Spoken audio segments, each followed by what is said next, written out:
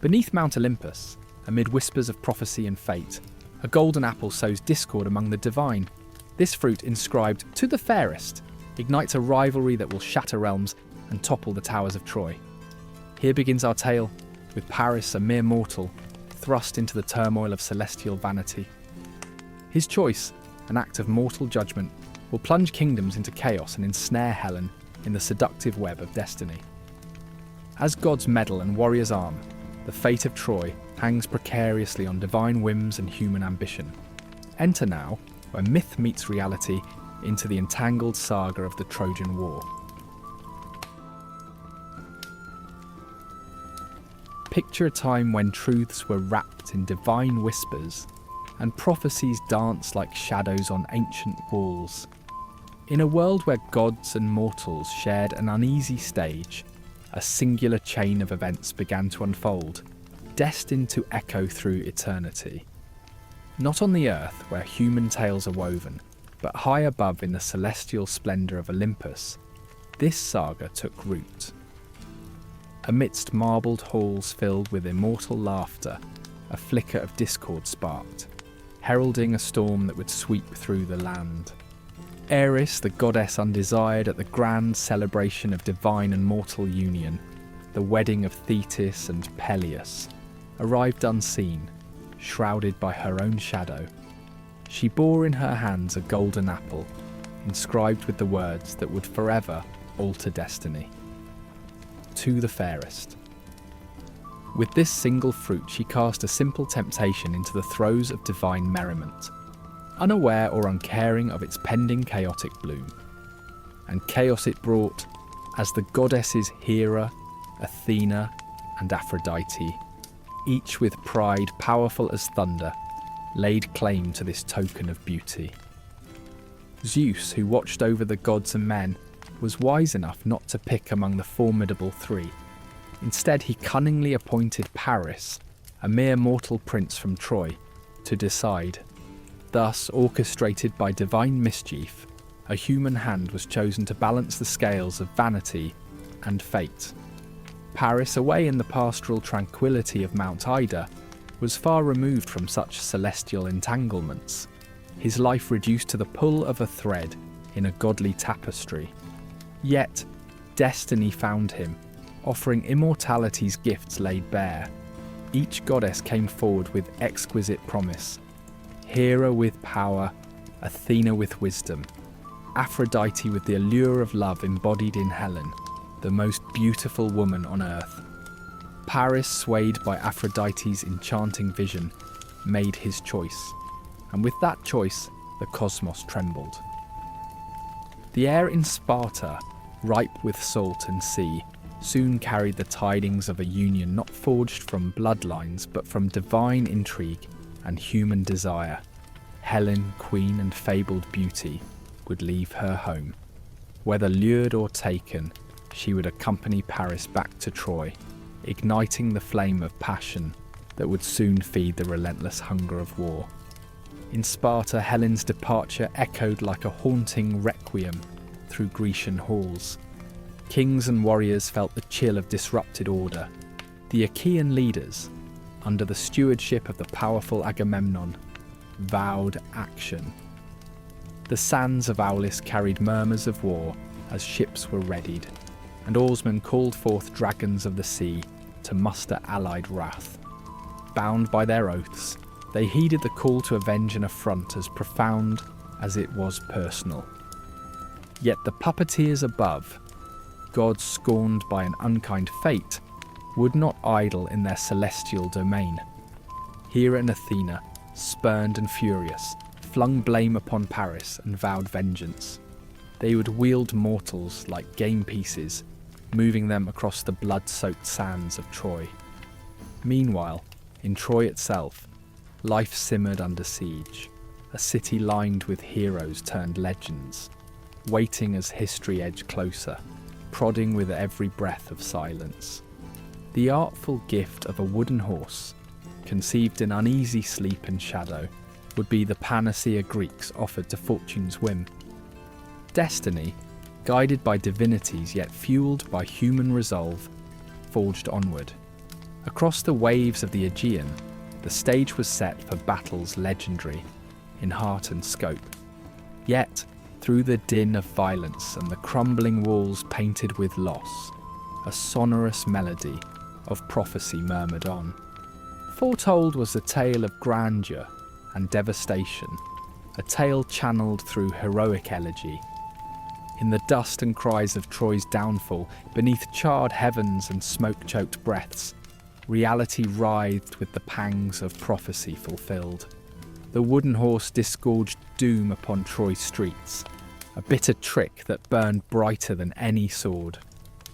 As walls fell and cries mingled with the clamouring sea, gods watched impassive. Their grand contest unfolded, histories engraved in fire and ash. Echoes of loss mingled with resonances of triumph as returning heroes found broken futures abroad and at home. How the mighty tales would circle again, told by firesides, inked by ancient hands to shape the Greek ethos. War that began over divine folly and mortal love reshaped empires, myths' destinies. A permanent scar upon the scroll of time, the era now closed, whispered its warning. Power begat envy, beauty begat battle, and the wheel of fate ever turned in the hands of gods and men alike.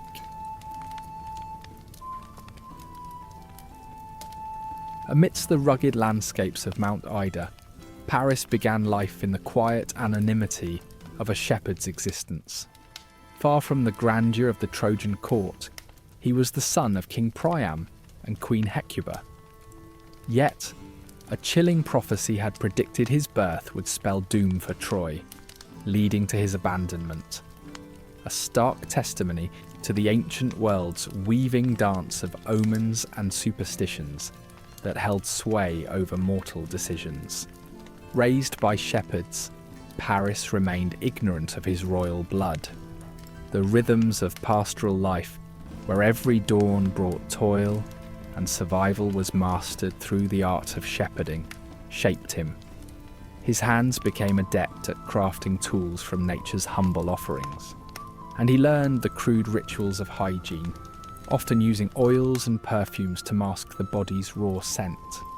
In this rugged simplicity, Paris's innate charisma and beauty began to emerge, attributes that soon would draw heavenly eyes and set him on a path that entwined his fate with divine plots. His pastoral peace shattered one fateful day when Hera, Athena, and Aphrodite appeared before him, cloaked in mortal semblance yet bearing the full weight of their celestial allure. Each offered bribes reflecting their divine realms. Hera suggested power, Athena, wisdom and valour, while Aphrodite promised the love of Helen, the most beautiful woman in existence. This moment was both sublime and absurd, where myth and mortal choices collided. Ancient texts describe this decision as the imprudent folly of youth, reminiscent of the universal temptations humans face, yet magnified by the stakes of mythical proportions. This choice marked the start of a cascading series of events, a prelude to chaos crafted by the hands of gods playing with human lives, underscoring the inextricable intertwining of destiny and divine manipulation. Aphrodite's promise captivated Paris. Caught in the spell of youthful dreams and tales of romance told by the fire, the allure of Helen eclipsed the power and wisdom offered by the other goddesses. Her promise of Helen's affection became an irresistible opiate for Paris, a testament to love's overwhelming capacity to blind reason and reshape destinies. This decision would become his legacy, steering Troy towards its infamous devastation. The triviality of a shepherd's choice echoed through time, transforming Paris from an obscure youth into a central figure in the mythic saga that would unfold, the Trojan War. However, the promise of love was interwoven with complex realities. Helen was no mere maiden. She was the queen of Sparta, bound by marriage to Menelaus, deeply entrenched within the political and social structures of her world.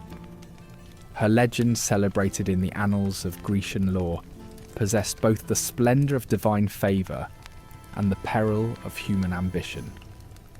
Paris's desire to claim her threatened not only his own fate, but also the intricate web of alliances and hostilities defining the Greek world, risking war and the hollowing of ancient codes of honour and hospitality. To Priam, king of Troy, Paris's decision manifested as a dreadful submission to fate. The intricate mosaic of his court was one of ceremony, against the backdrop of ominous prophecies that predicted ruin. Weighing paternal affection against prophetic foreboding, Priam understood that his son's choices would unfurl the destiny that hovered over Troy like a dark shadow. Here in the regal halls of power, decisions balanced on the knife's edge between personal bonds and the weight of a kingdom's survival. The Trojan royal court, velvet underfoot and old wood echoing with deliberations, grappled with these burdens. Priam saw the strands of fate being woven with each choice Paris made, pulling their destinies inexorably toward a looming conflict. The consequences were profound, and soon materialised in the discussions across the Aegean.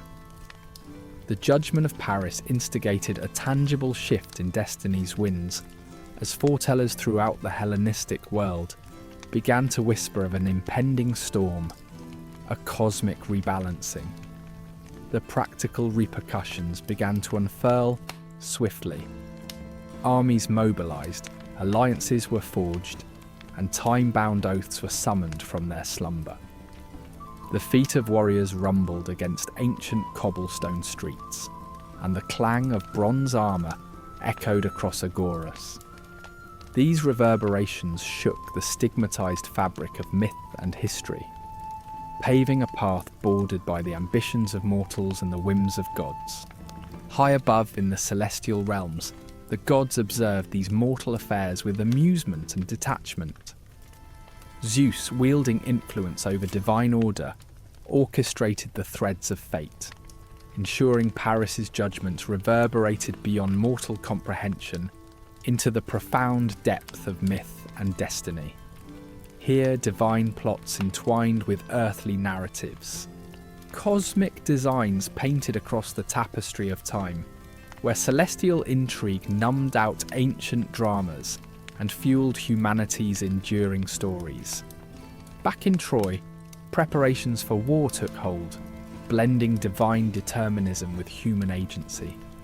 Builders and craftsmen found common cause with the burgeoning call to arms, their labours echoing through the fortified city, poised to face impending chaos.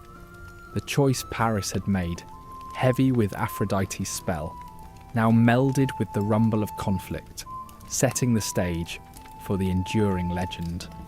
As the city steeled itself beneath towering walls, Paris stood at the centre of a sprawling epic, a symbol of how individual fates interlace with the wider tapestry of human history, driven as much by divine as by mortal hands.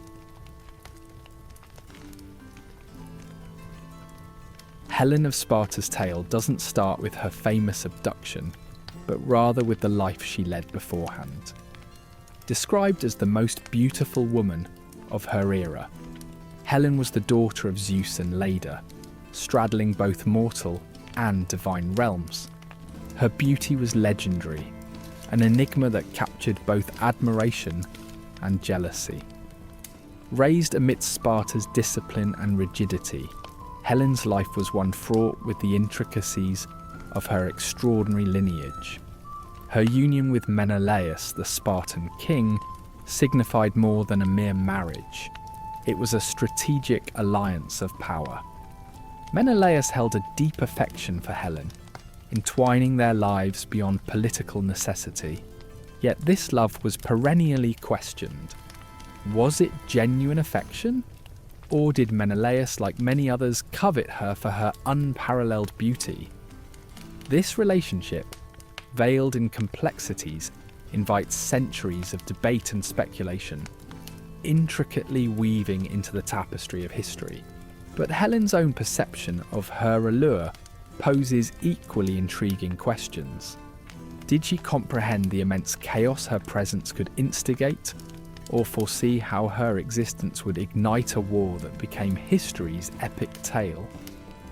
In her daily life within Sparta, could she sense destiny's looming presence, whispering ominously from the periphery? Her existence was a delicate dance of divine orchestration, transcending mortal confines. Despite her charms, Helen embodied more than beauty. She deftly navigated the murky waters between myth and reality. Her story exemplifies how perception intertwines with reality, often spiralling into unforeseen outcomes. Engaging both divine and mortal spheres, Helen became the catalyst for a legendary conflict, a timeless tale echoing beauty shrouded in tragedy.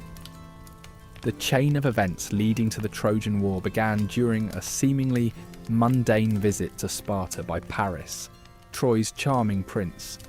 Having won Aphrodite's favour, Paris was destined to love the most beautiful mortal woman, Helen. Hosted in Menelaus' regal abode under Greece's sacred code of hospitality, Paris and Helen's fates intertwined under the heavy hand of divine influence.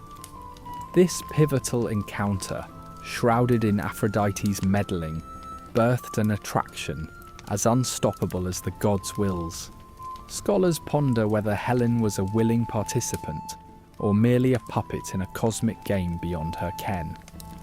Was Paris's allure truly irresistible, or was she a mere pawn in a divine tragedy? These debates cloud historical records and mythic narratives alike. Exploring this fateful pull, we unravel the societal norms that encased every choice Helen faced. Defined by patriarchal expectations that reduced her worth to beauty and marital alliances, her supposed choice lingers in moral ambiguity. Some speculate she fled willingly with Paris, seeking escape from an existence she never chose. Others argue she was simply a prize captured by divine caprice, rules made by gods, unfathomable to mortals. Paris's act of taking Helen to Troy unleashed a cascade of events that would bring powerful empires to ruin, staining Aegean sands with heroes' blood. In this turbulent game between gods and mortals, Helen emerges an intangible centerpiece, forging a legend that dances between power and submission. Helen's abduction transcended personal betrayal, sparking a cultural upheaval echoing through epochs. In leaving her homeland, she cast Greek norms into disarray, becoming not merely a romantic fugitive, but a mythic emblem exploring duty, loyalty, and societal expectation complexities. Her departure, deeply personal, yet overtly public, challenged alliances entwined in honour and kinship. To ancient Greek eyes, her capture was a profound offence, a breach of hospitality that shattered personal and political bonds. Menelaus' plight mirrored that of a humiliated king, igniting a vengeful rage that upheld societal constructions, glorifying masculine honour, avenged through warfare. In this narrative web, Helen epitomizes the intricate tension between love, power, and obligation, experiences binding and limiting both genders. This duality reflects the potency and peril inherent in love, dissected across Greek tragedies and epic tales. Helen's story, heavily influenced by divine and mortal manipulations, remains a fulcrum upon which civilizations pivoted. Her situation invites reflection on power dynamics and questions the narratives, enshrining her legend. Even now, Helen compels an exploration of fate and free will's delicate balance, a mythical figure swaying between history and storytelling. As Paris whisked Helen across the Aegean, their journey marked not only a geographical transition, but a myth-infused political upheaval. Each harbour visited posed potential chaos where alliances strained under diplomatic pressures.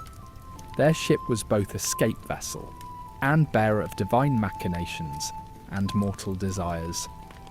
The exact path veils in history's fog, twisted by time's transformation.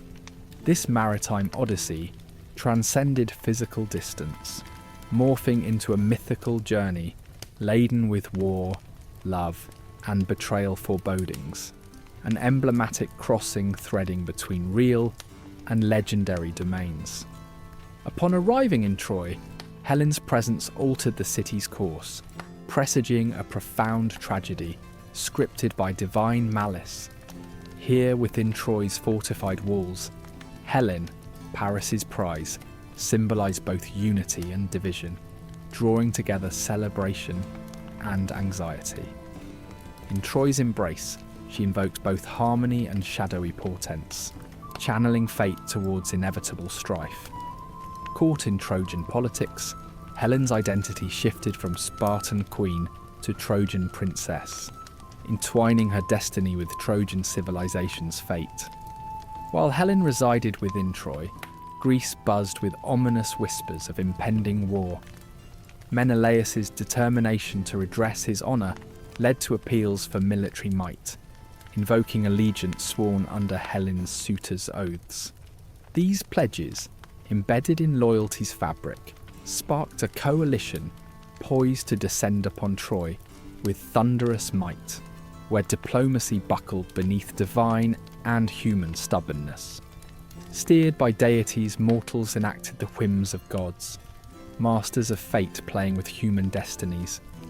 Divine motives, love, rancour, ancient vendettas, cast long shadows over the unfolding events, weaving the gods deeply into mortal strife. Amid the intertwining myths, Helen's legend emerged as a haunting minuet conducted by fate's immutable symphony. A tale shaped by divine hands on a path where myth meets the eternal echo of Helen's legend.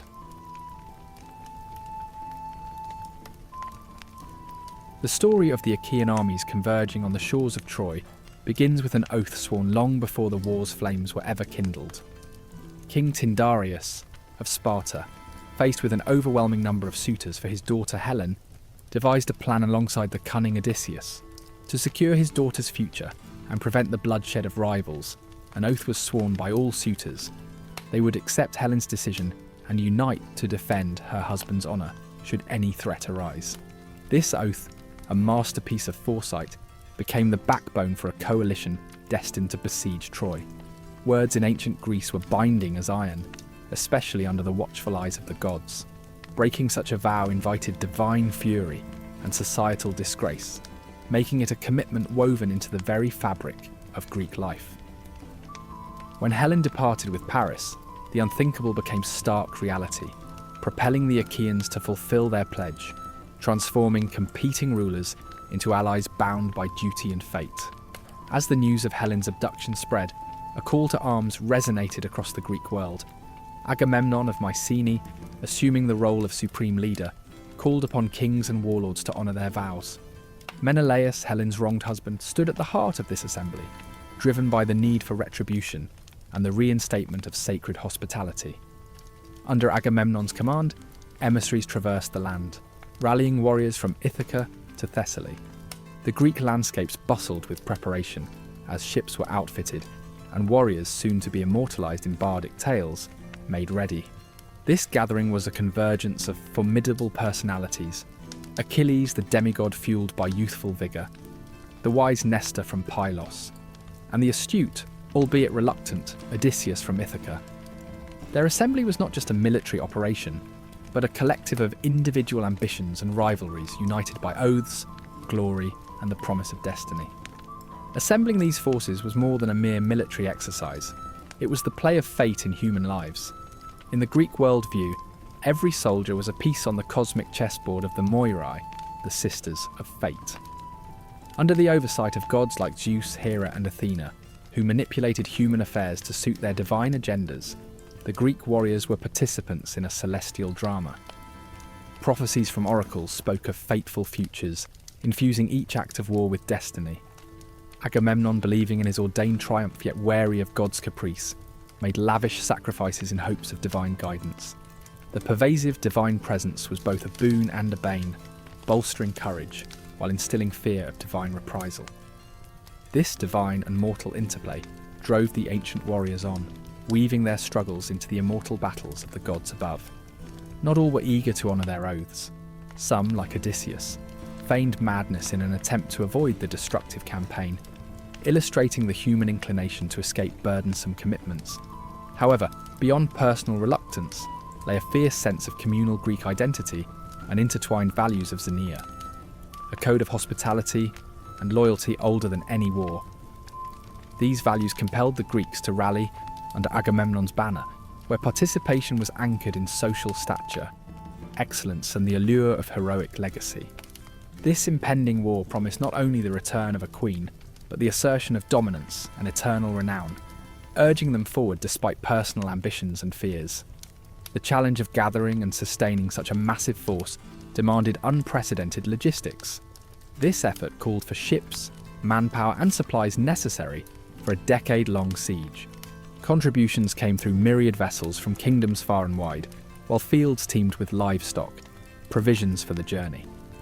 Such massive organisation required substantial economic resources, prompting societies to adapt to new shortages as their men embarked. The burden fell to those left behind, the women and elderly, to sustain daily life and morale. Their resilience wove an intricate fabric over the war's legacy, where societal structures adjusted under strain, ensuring the flow of resources necessary to support the warriors. For those sailing towards Troy, the absence was a heavy cost for those left at home.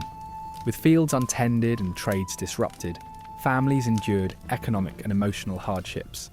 Women assumed roles previously barred to them, ensuring their household's survival.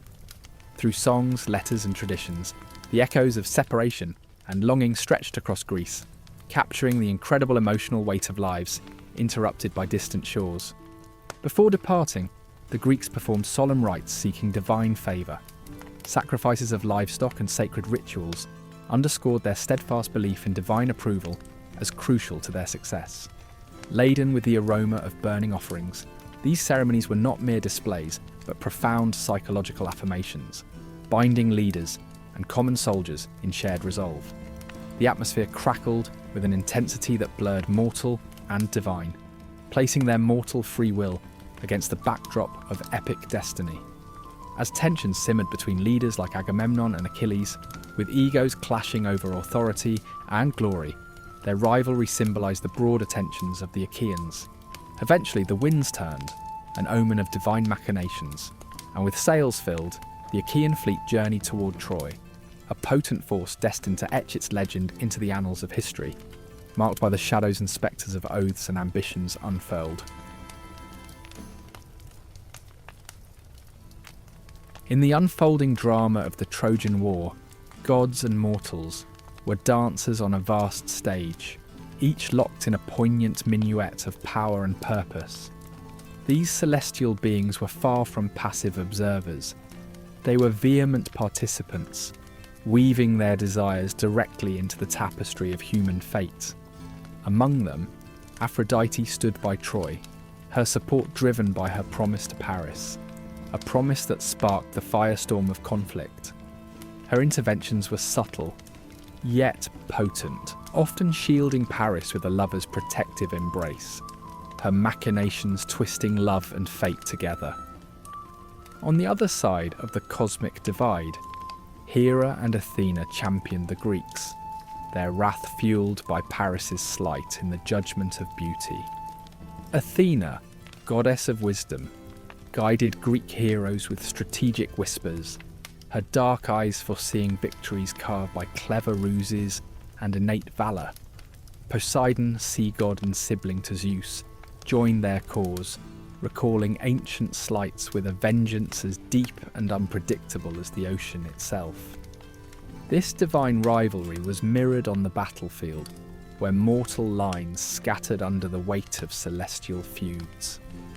Above the clamour, Zeus sat as the arbiter, his neutrality a carefully maintained facade. Yet, his impartiality often wavered, swayed by Thetis's pleas or the irresistible pull of fate. Although Zeus's proclamations rippled like thunder across the heavens, they often shrouded his true intent, a dance of power ensuring no god's ambition eclipsed his own. Through dream-filled commands and telltale storms, he kept all under the implicit reminder of his omnipotence, a shadow above the gods' quarrels and mortal struggles. This epic of divine engagement spilled onto the battlefield, where gods appeared as unseen instigators of chaos and courage alike. Athena's silent guidance sharpened the minds of Greek warriors, turning them into instruments of victory, shaped by cunning rather than brute force. Conversely, Apollo, with calculated malice, sent arrows of plague and doom among Greek ranks, favouring his chosen with both aid and misery, an embodiment of divine duality at play. In this celestial contest, Hera emerged as a master tactician, targeting not armies but Zeus himself. With borrowed allure from Aphrodite, she ensnared Zeus in passion's momentary grip, freeing the Greeks to surge against Troy with renewed vigour. Her ruse, however fleeting, proved the potency of divine seduction, a weapon rivaling even the greatest of armaments on Earth. Paris, the mortal linchpin of this mythic saga, existed as both romantic fool and tragic pawn. Enveloped in Aphrodite's compassion, he sidestepped doom time after time, his close calls a bitter irony of survival amidst carnage. Yet each divine rescue tightened the war's grim persistence, stitching further discord into an already fraught world. Aphrodite's actions, though protective, ultimately wove threads of despair as tight as they were tender. The spectre of Ares loomed over the battlefield as warfare's chaotic heart, igniting carnage and revelling in the unfettered echo of clashing swords. Unlike Athena's martial finesse, Ares was raw destruction incarnate, leaving behind chaos rather than strategy, an ignoble figure even amid divine circles, feared for the tangled destruction his presence wrought upon mortals and gods alike. Within this divine tapestry, the mortals, those who fought and fell, were as much architects of legend as their immortal counterparts. Puppets on divine strings, their actions were dictated yet unpredictable, where free will met fate in a tragic waltz. Some rose buoyed by divinely inspired valour, others faced their doom with defiant dignity, a testament to their resilience under Olympian scrutiny. Despite divine manipulation, mortals defied their celestial choreographers, demonstrating that sheer determination could stand firm, if briefly, against the gods' sprawling design. Thus, through this immortal interplay, Troy's fields bore witness to an awe-inspiring saga, a grand narrative of ambition, betrayal, and enduring legacy that transcended time. Here in this crucible of divine machination and human spirit, the Trojan War carved an indelible pathway through history, a tale echoing the profound complexities and insurmountable passions that define the eternal dance between heaven and earth. Under the expansive skies of ancient Troy, the Greek forces settled into what would become a 10-year siege. This was no swift military campaign, but an epic mission, deeply entwined with vengeance and destiny. The Greek encampment transformed into a city of its own, with the spectre of war looming eternally. Life among the besiegers was marked not by relentless attacks on the city's walls, but by the grueling test of endurance. Daily the Greeks faced dwindling supplies, clashing tempers, and the wearying prospect of an interminable foreign campaign, all united by oaths and the tantalizing promise of glory. To break the stalemate, the Greeks employed extraordinary tactics, clandestine raids and artful skirmishes, to chip away at Trojan resolve. This ceaseless dedication consumed not only energy, but also morale, weaving a tapestry of psychological warfare that left men questioning the very purpose of their endeavour. Yet, under the gaze of intrigued gods, acts of bravery emerged from this bleak landscape. Warriors indulged in feats of heroism, their actions imbued with the dark allure of an unyielding human spirit. Amidst this living epic stood figures whose destinies would be forever etched in legend. Achilles, the unparalleled son of Thetis, loomed large, his wrathful prowess both fearsome and awe-inspiring. Armed with divinely crafted weaponry, Achilles was haunted by prophecies of doom, embracing his fate with the confident might of one who knows neither rival nor equal. Yet, his tragic human flaws, his pride, love and yearning for truths beyond mere valour, painted a figure as compelling as he was terrifying. His rival Hector epitomised the noble defender of Troy. His courage was grounded in realism. He fought not with divine aids, but with the indomitable spirit of a protector willing to sacrifice everything for family and homeland. Hector's fate ran parallel to Troy's. The end of his life mirrored the city's own inevitable downfall, a poignant symbol of honour, eclipsed by inexorable destruction. The cost of the war often transcended the battlefield, with poignant sacrifices offered in the name of divine appeasement. Iphigenia, Agamemnon's daughter, was one of the most harrowing examples. Her life offered to placate an offended Artemis. This chilling episode marked the fatalistic acceptance of destiny and prophecy, underscoring the burdens of ambition and sin that the warriors carried with them. The echoes of her sacrifice cast long shadows, mirroring the foreboding fates of Achilles and Hector, each tied to the greater tapestry of declared doom. The siege witnessed epic confrontations, battles that reshaped history beneath the dust-laden fields of Troy. The climactic duel between Achilles and Hector stood as the pinnacle of heroic encounters. Fueled by vengeance for Patroclus' death, Achilles met Hector not just with blades, but with a shared understanding of their places in myth. Their tragic meeting reflected raw human emotions: love, loyalty, revenge. And yet, amidst these legendary clashes were quieter, equally pivotal moments, like the duel between Paris and Menelaus. These encounters underscored the war's depth, born from hospitality and honour, but tinged with divine orchestration and human folly. As the siege dragged on, the dead claimed a haunting form of immortality. Heroes like Patroclus transcended mere tales, their losses mourned deeply. For Achilles, Patroclus' death was a turning point, fueling a fiery resurgence that compelled him back into battle.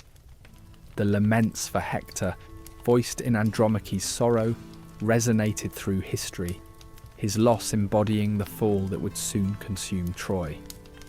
These tales of mourning and valour left imprints on the epic tradition, narratives enduring in verse and song, honouring the spirits of heroes who rose to eternal significance. Throughout this saga, the gods played their own strategic games, weaving divinity into human affairs. They chose champions, manipulated outcomes, and indulged personal vendettas. Zeus balanced intervention with detachment, while Aphrodite shielded Aeneas to ensure future legacy amid destruction.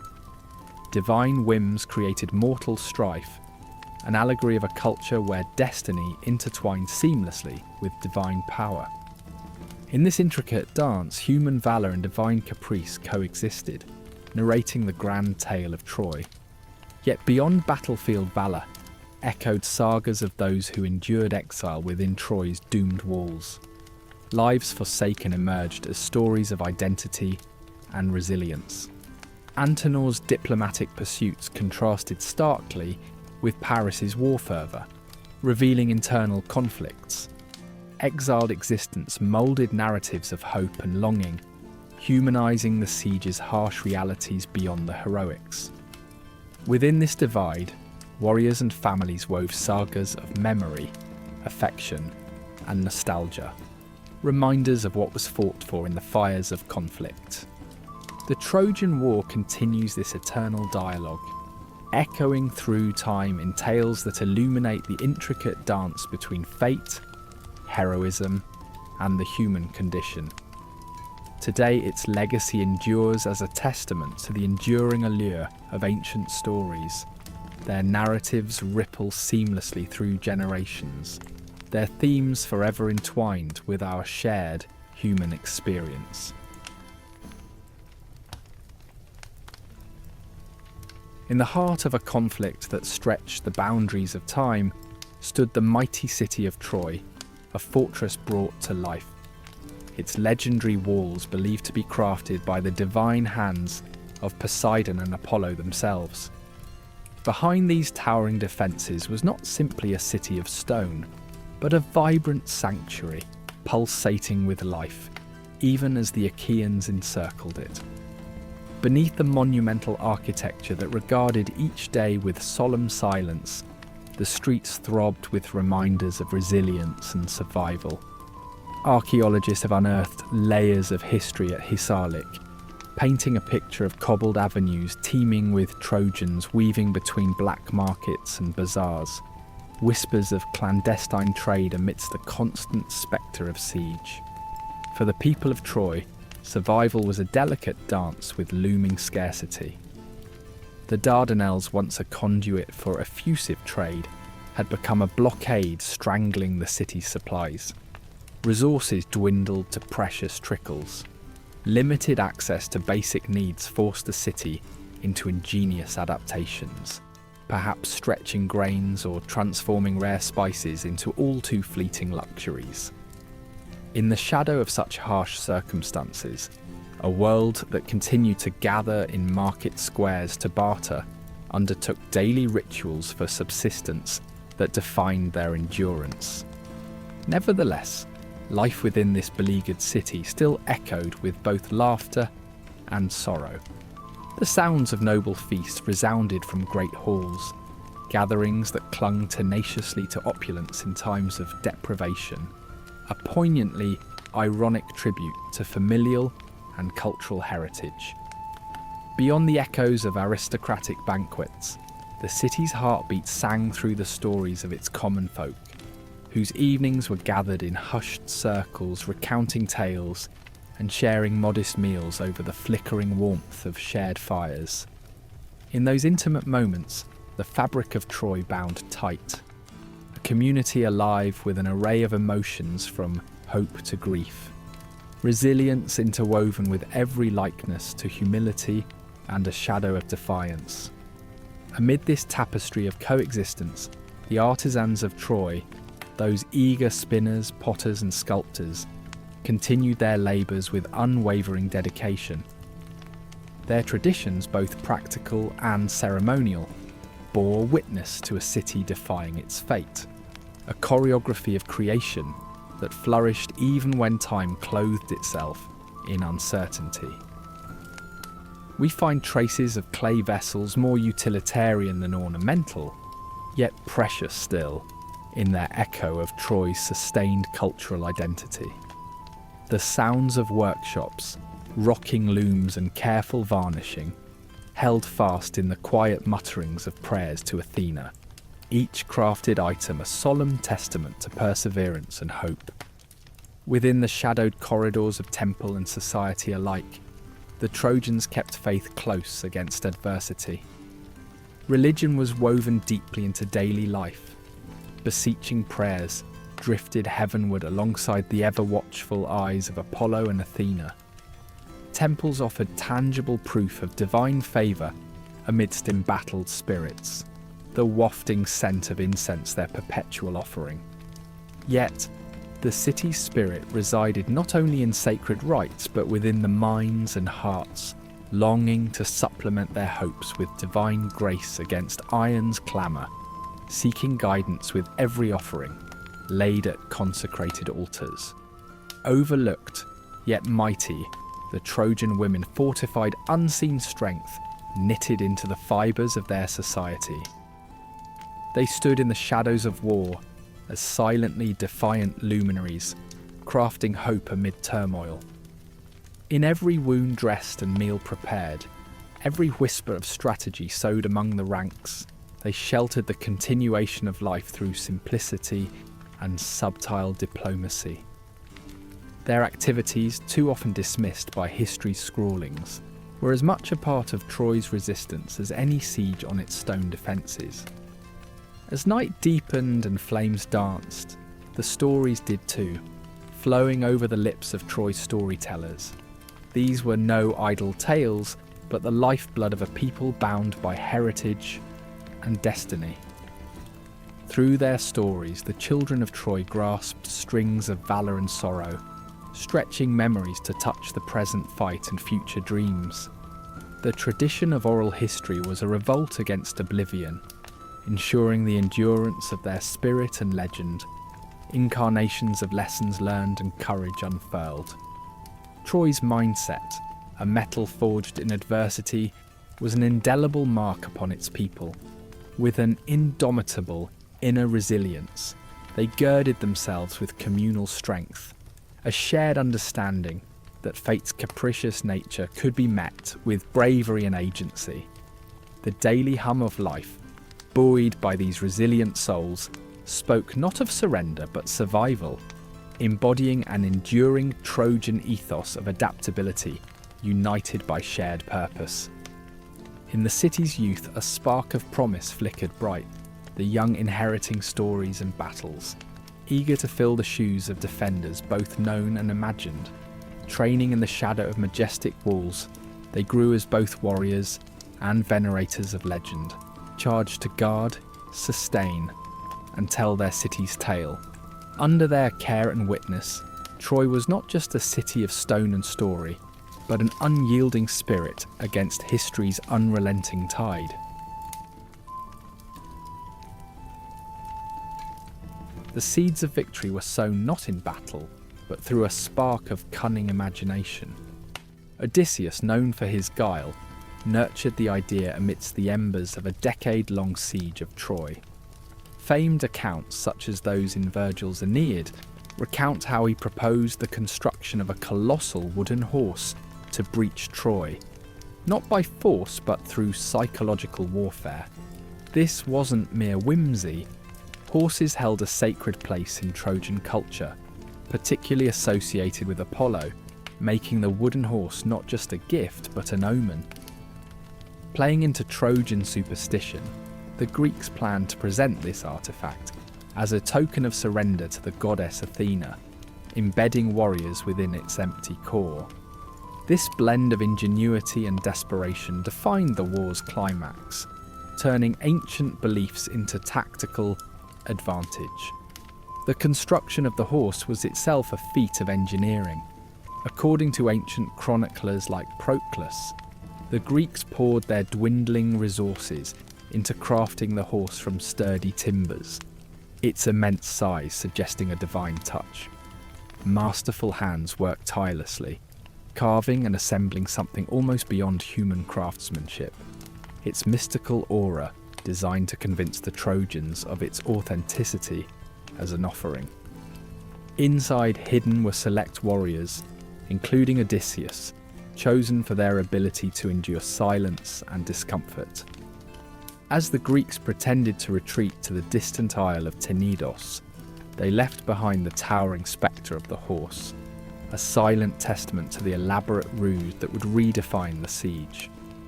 At dawn, amidst the haze of smouldering campfires, the Trojans beheld the mysterious horse.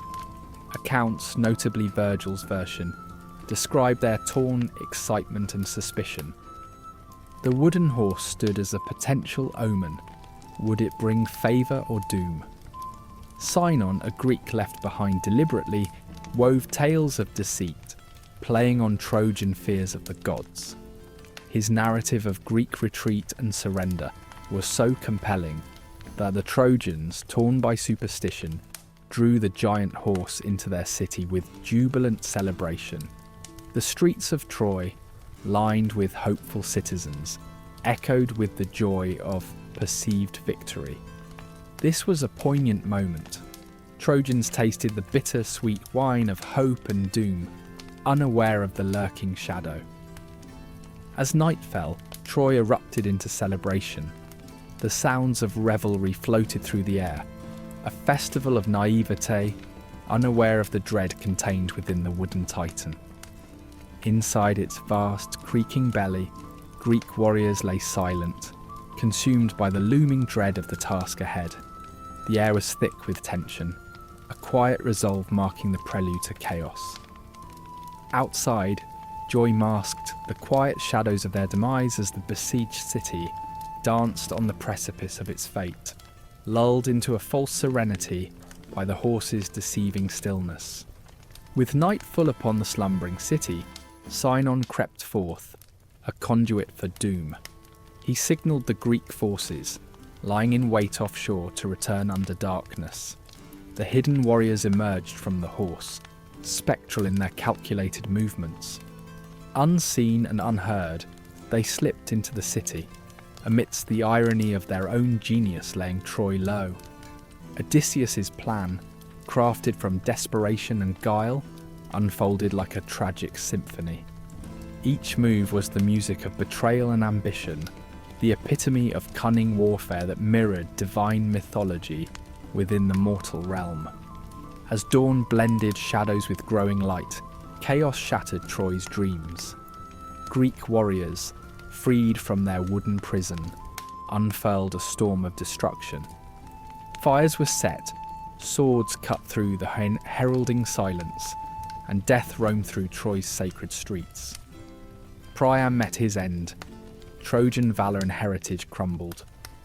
With every scream and clash, echoes of literary sorrow captured the collapse of a proud civilization within fleeting hours. Amongst the fallen, the horse itself burned, the tool of deceit now a pyre amidst Troy's remains. In the aftermath, survivors emerged, ghosts abandoned by time, their stories etched with grief. With Troy's skyline a smouldering memory, their voices spoke of loss and ruin, tales spun of memories and survival. These narratives of despair added layers to humanity's enduring chronicles, stories carried forth by those once bound to Troy's stones, now borne by wings of resilience. Though Troy vanished, the wooden horse endured, a symbol for ages. Generations grasped its duality, its lessons of cunning revered and reviled alike. In time, the myth transcended its origins, becoming lore of strategy, a testament to the power of wit over might. Reimagined, it threaded through centuries, analysing human ambition and moral complexity. In this eternal story, the horse endures not merely as a symbol of deceit, but as an unwavering testament to resilience and fate, a reminder of history's indelible shadows, echoing through time's unyielding passage. In the final hours before Troy's fall, an unsettling calm spread across the city, masking the impending storm. The Greeks, tucked away in the wooden belly of their cunning stratagem, remained cloaked in anticipation under the veil of night. Inside the massive wooden horse, anticipation mingled with the stifling heat as soldiers awaited Sinon's signal to unleash destruction. Meanwhile, the Trojans, blissfully ignorant of the fate concealed within their walls, celebrated in a moment of misguided triumph, believing the woes of war were finally behind them. Outside, the city seemed to hold its breath. Each torch that flickered during the Trojans' jubilant festivities mirrored the fires soon to consume everything. Archaeological insights suggest Troy boasted proud and solid architecture, yet even its formidable walls crumbled under the weight of internal deceit. As night enveloped the city, one small signal triggered a cascade of chaos, penetrating defences that had held for a decade. Historians and poets strive to capture the fear and foreboding of this moment, when destruction lingered just beyond the revelry. Suddenly, with a swift burn of Sinon's signal, Greek warriors burst from their wooden concealment, transforming the city into a theatre of chaos. Narrow streets and imposing ramparts became the backdrop for the violent precision of a meticulously planned attack. The Greeks, honed by years of siege, executed their strategies with ruthless efficiency. They quickly overtook Trojan sentinels, securing vital positions to maximise the advantage of surprise. This eerie precision, akin to a surgeon's knife cut to the heart of Troy.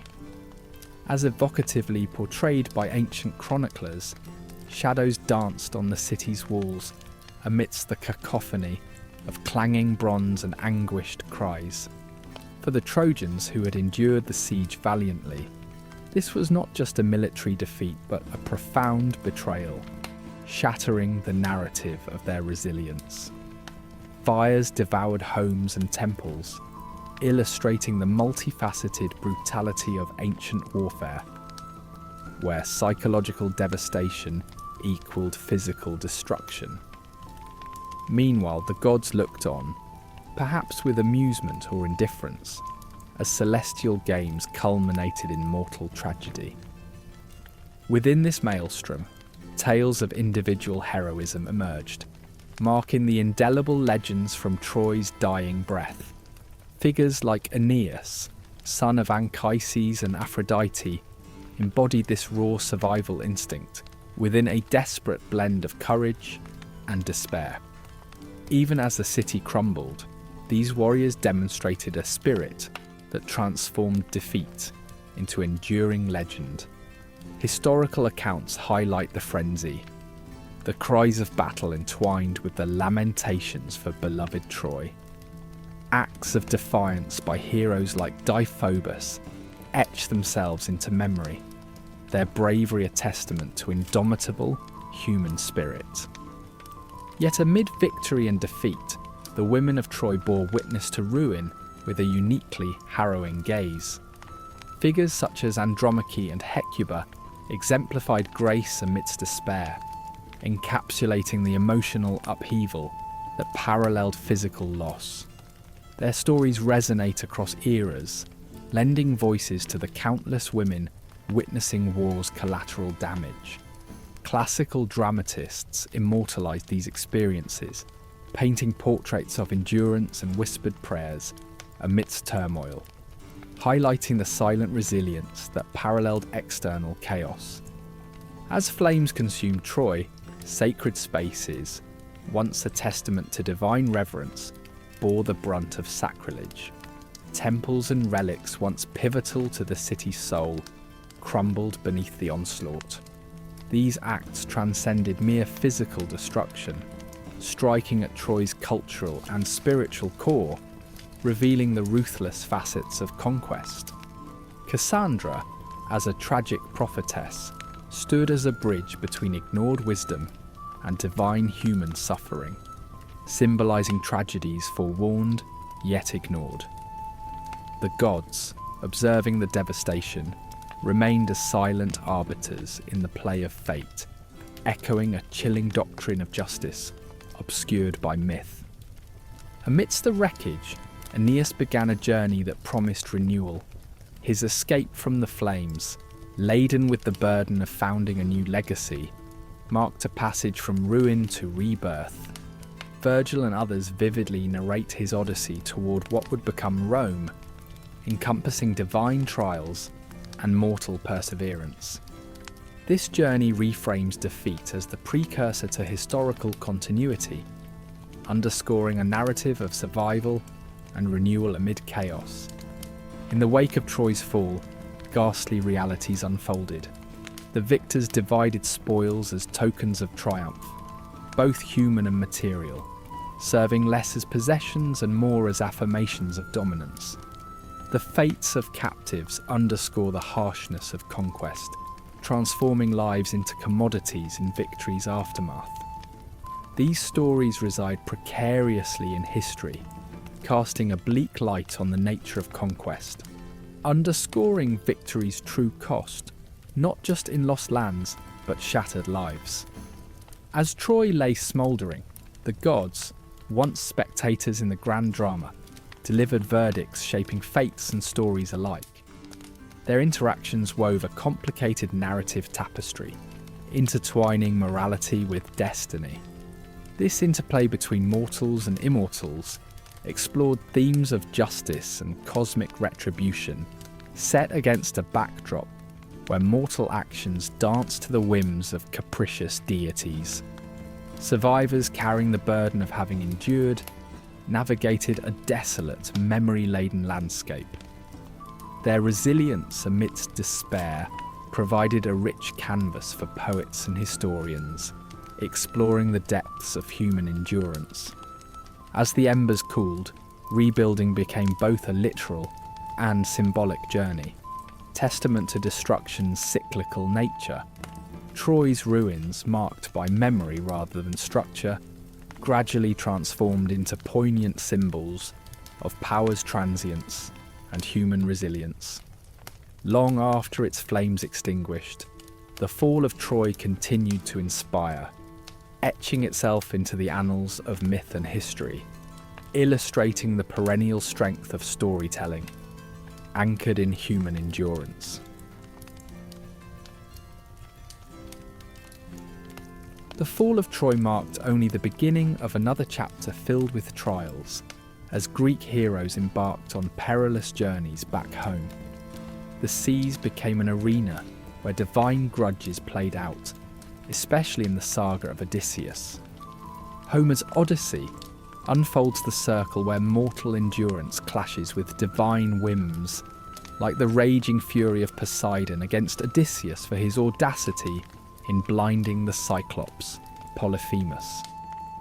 The journey was not merely seaborne, but a psychological voyage, addressing the lingering spectres of war, with temptations like the Sirens and Circe threatening to shipwreck not just vessels but souls.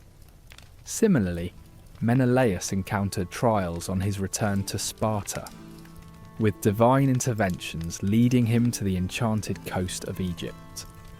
Capturing the sea god Proteus stands as a testament to the inexorable intersection of human effort and divine caprice. These narratives resonate deeply with themes of endurance and fate, exploring the thin line between mortal agency and divine intervention. As these stories wove into the Greek cultural tapestry, they underscored the enduring tension between action and consequence, fate and free will, a narrative that threaded through every listener, linking them with an understanding far richer than any mortal adventure alone could offer. Parallel to these odysseys lay a different sea's currents, those tugging at the minds and souls of war's survivors. From the ruins of Ilium, warriors returned burdened with the tumultuous shadows of their plight. This psychological aftermath, often overlooked, reveals itself poignantly in the tragic homecoming of Agamemnon. Murdered by Clytemnestra, his fate was foreshadowed by Aeschylus and ignited by vengeance for his own blood-stained hands, illustrating the domestic discord rippling from battle camps to hearths. The soldiers returned to a world seemingly untouched by their war-inflicted scars, reflects a timeless struggle between past trauma and present life, a resonant parallel to modern narratives of post-war psychological shadows. The aftermath of the war was cataclysmic beyond the battlefields, triggering upheaval across the Greek world. Leaders fell, leaving power vacuums, economies destabilized, traditional hierarchies crumbled, societal collapse loomed over regions, as archaeological evidence hints at a darkness shadowing these lands, with disruptions suggesting widespread devastation that Troy's torchlight kindled. Legends burgeoned from bardic songs, transforming bloody histories into moral and cultural cornerstones, etching a collective identity shaped by gods and heroes. Troy's haunting legacy is forever enshrined in Homer's Iliad, where mortal valour elevated to mythic heights carved timeless archetypes. Transforming bloody encounters into heroic sagas, the poem served as a framework for exploring human nature, celebrating virtues, and confronting war's moral ambiguity. The looms of destiny, manipulated by divine hands, wove a tapestry of strife and glory that bound societies in a shared endeavour to understand their essence and fragility. Away from the clamour of clashing swords, another tale unfolded in Ithaca, where Penelope faced a war of endurance. Her life, suspended in waiting, exemplified a quiet resilience against suitors who would usurp both her heart and throne. In her tranquility and cunning lay an unsung heroism, as she interwove her fate with the threads of a shroud that epitomised strategic patience. Her struggle transcends traditional narratives, questioning the illusion of heroism as martial valour trumps intellectual resilience, inviting us to contemplate the silent struggles fought across kitchens and courts as profoundly as those on open seas and fields. The cultural tides of the Trojan War extend beyond Greece's borders, cascading through art, literature, and philosophy through the ages. Love, betrayal, heroism, and the tragic cost of ambition all echo, resonant and powerful. Heinrich Schliemann's 19th century rediscovery of Troy rekindled these epic narratives, engaging a modern world with humanity's complex web of historical and mythical authenticity. Painted anew, these ancient tales stand as mirrors through which current societies explore complexities, framing dialogues on conflict, leadership, and morality, an endless wellspring of reflection. Troy's physical remains hold layers revealing vast histories beneath, as excavations show signs of siege and ruin that align with Homeric descriptions. The ruins unravel a city of strategic importance, its fortresses intertwining life with trade, politics, and survival. With cities across the Mediterranean bearing similar scars, the tangible artefacts become portals to the world, where myths and history intersect, offering glimpses into realities obscured by time, yet unearthed by the present's quest for truth. As the tapestry of heroes like Achilles and Hector unfolds, lesser-known figures like Aeneas and Nestor emerge, offering new dimensions. Aeneas' journey from Troy, immortalised by Virgil, forges the mythic genesis of Roman Rome. Nestor's counsel reminds us of valour's internal wisdom, transposing leadership beyond the battlefield. Finally, the legacy of the Trojan War leaves its indelible print as wisdom etched from the forge of conflict. Pride's peril, glory's fragility, ambition's tragic cost. Each narrative sings an age-old lament of human folly, woven into a profound reflection on cyclical lessons from the past. The timeless dialogue of chaos and order, impulse and restraint, shapes understanding itself, fostering reflection upon the enduring interplay of fate and choice.